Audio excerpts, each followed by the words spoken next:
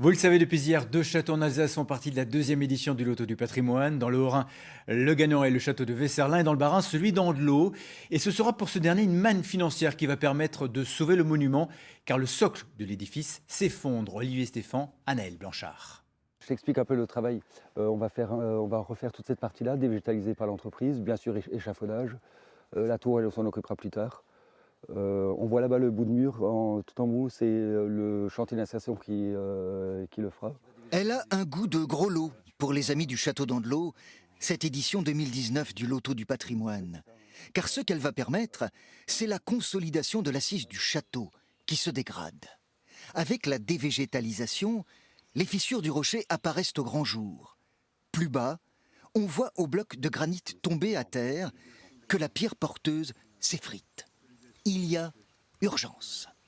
Si le rocher s'effondre, eh ben, toute la structure du château, tout le logis principal du château d'Andelot risque de s'effondrer et sera fragilisé et risque de s'effondrer à terme. Donc ce financement servira à consolider le soubassement, les fondations du château d'Andelot, littéralement. Ce qu'il faut faire, c'est ça.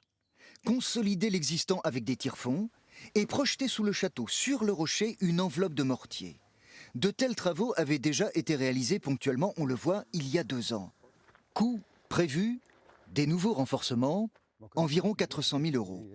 Montant demandé via le Loto du patrimoine, 80 000 € à minima. D'autres subventions suivront et c'en sera fini. Des gros travaux.